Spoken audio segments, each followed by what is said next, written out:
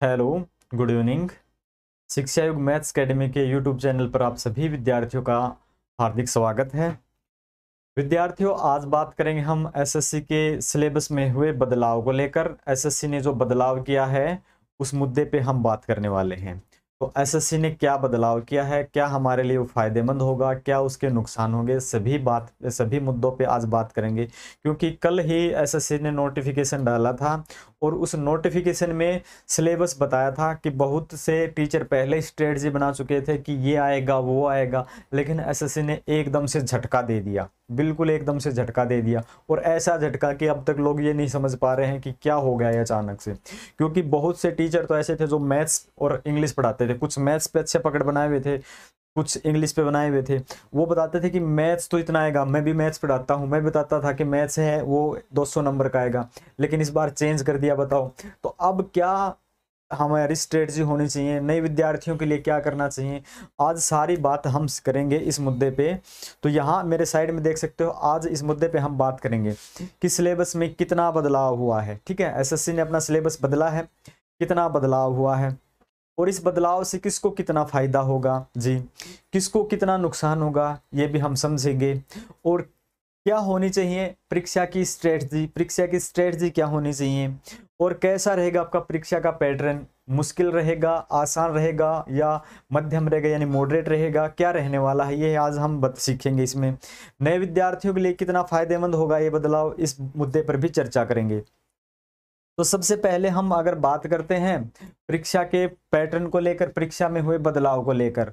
ठीक है, तो परीक्षा में हुए बदलाव को लेकर अगर मैं बात करूं तो सबसे पहले जो प्री का जो बदलाव है वो तो कुछ नहीं हुआ है। ठीक है, प्री का तो कुछ नहीं हुआ है, प्री का आपका जो है वो क्या है, सेम है। ठीक है, क्या है, सेम है, बिल्कुल कुछ नहीं बदला है।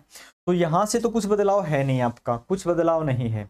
लेकिन यहाँ पे एक बदलाव है, क्या बदलाव है कि यहाँ पे ना आपको क्वालिफाई करना है। क्या करना है, क्वालिफाई करना है। पहले क्या था कि इसके मार्क्स जोड़ दिए जाते थे। ठीक है, इसके मार्क्स जोड़ दिए जाते थे, अब क्या सिर्फ क्वालिफाई करना है। क्वालिफाई का मतलब ये नहीं है कि आप 35% से क्वालिफाई कर गए और आपका सिलेक्शन हो गया इनकम टैक्स इंस्पेक्टर पे, ऐसा बिल्कुल भी नहीं है, ऐसा बिल्कुल नहीं है।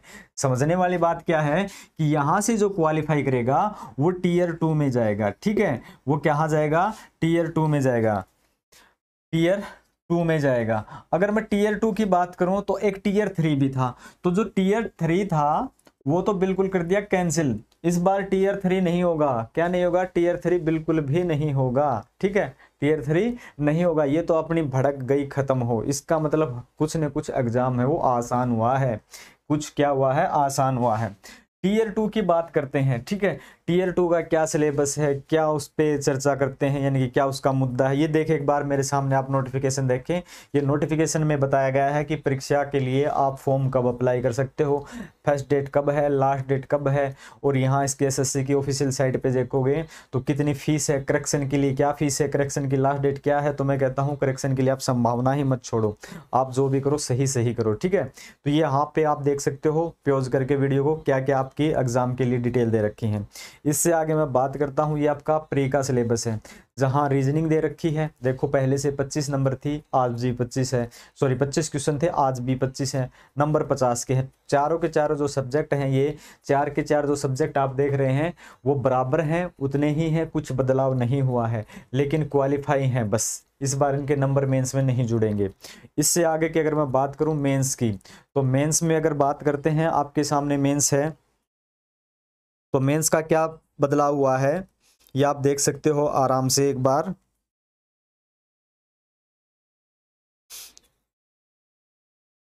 देखो एक बार मेंस में, यानी कि मेंस में टीयर 1 है, सिर्फ टीयर 2 में सिर्फ पेपर 1 है।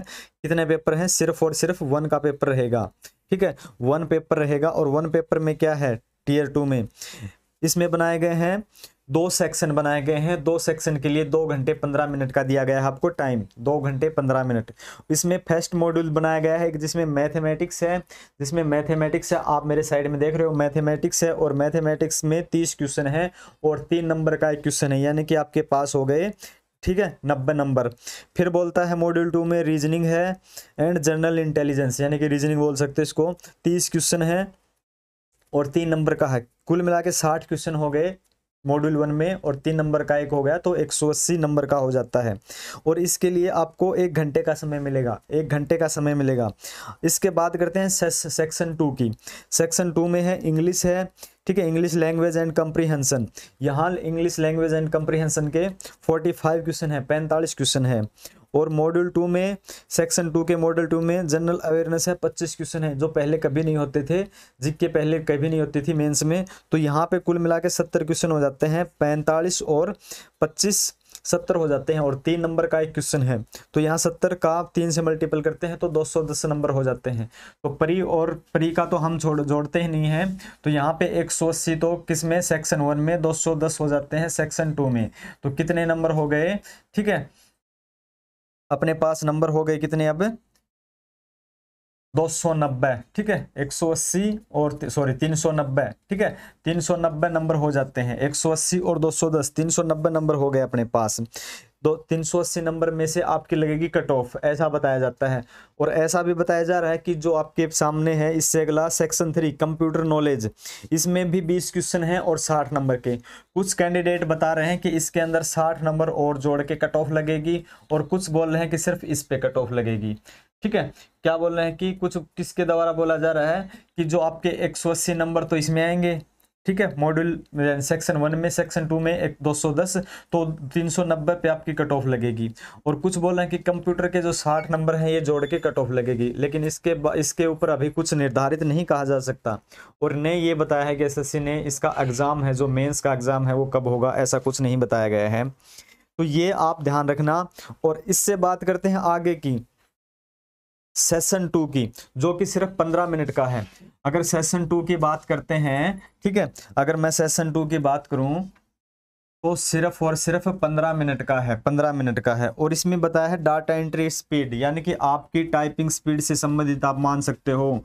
तो जिसकी टाइपिंग स्पीड है, ठीक है, जिसकी टाइपिंग स्पीड अच्छी है वो यहाँ पे अपना अच्छा स्कोर हासिल कर सकता है।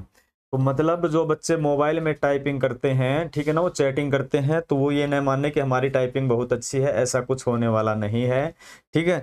तो आप क्या करोगे, टाइपिंग किससे करोगे, कीबोर्ड से करोगे, ठीक है, कीबोर्ड से आपको टाइपिंग करनी है, ये बात ध्यान में रखना। अब यहाँ पे जिसके नंबर आते हैं, इस नंबर पे ही आपका सिलेक्शन होगा।